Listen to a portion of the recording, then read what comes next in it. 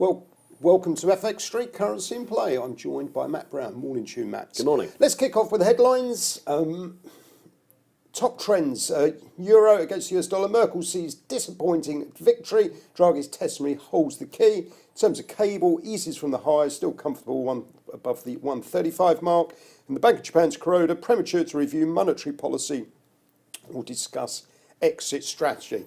Anything there you want to comment on as a central banker? Yeah, lots and lots to talk about. And the euro dollar, we look at the euro and the German elections now. Slightly disappointing for Merkel. There's a coalition to be made. We're looking at three parties, a Jamaica coalition, as it's called, across the three parties. And the horse trading, it's going to take time. So people looking at the market, maybe looking at the euro, looking at DAX this morning, are saying, well, look, there hasn't been much movement. What's going on?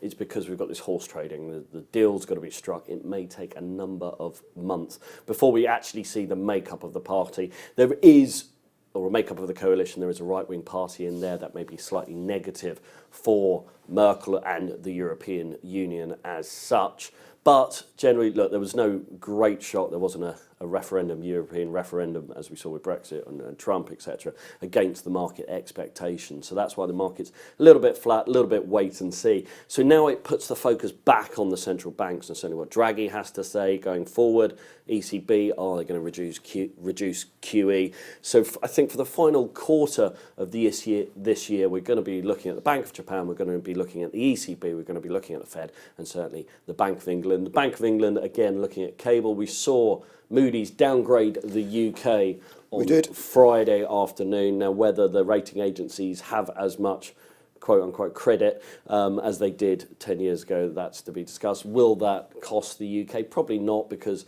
it's still able to raise capital and raise debt and buy debt, or release debt, I should say. So for the short term, that's not really that negative. 135 mark is going to be interesting, and we'll look at some charts shortly. And again, Bank of Japan, look behind the curve with regards to QE. Certainly, they've got the taps open still, and I believe they will continue to do so. And we'll have a look at how that could impact the yen against the dollar in a second. Okay, so let's go on to the cable chart, the Great British Pound against the US dollar. In sort of technical analysis terms, I guess a number of technicians would now say this is a flag type formation, which would be a bullish continuation pattern, pausing for rest on the bulls. Very interesting article in the FT at the weekend saying the institutions were very frustrated with this currency pair, saying it's impossible to trade. So there you go. Any thoughts on this? As you say, kind of the flag pattern there, taking a bit of breath. I mean, we'll see what the dollar does. If we get some strengthening dollar, I can see that as having an impact on certainly this pair. But around 135 level, I think we're going to be here for the next couple of weeks. Decide. I think the moves. Well, this is political, isn't it? Exactly, and the moves happened on the Bank of England, but will we see a rate hike this year? I'm sceptical. I'll be honest. We need the data points to continue coming through over the next few months, and I still feel the Bank of England as a whole is dovish. So the moves have happened on the Bank of England. I think the next move will come from the dollar on this currency pair. Okay, let's move on to the US dollar against the yen. The dollar yen, again, quite an aggressive move off the lows, and sort of looks pretty dull at this point. Old resistance area, questionable. Yeah, again, I mean, you need to be looking at the overall downtrend that we've seen really more on the weekly and monthly charts. This is, again, still range bound with this anchor around 110, the 108 lows and the 112. Look, broken above these 112 levels. Is this sustainable?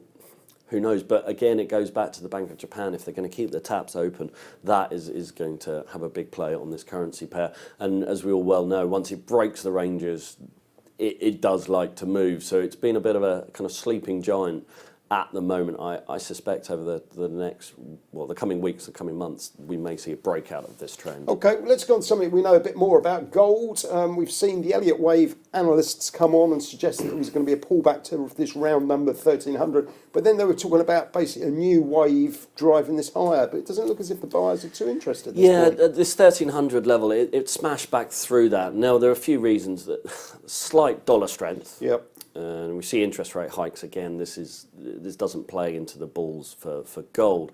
And this pullback, it may be the fifth Elliott wave, and we could move higher.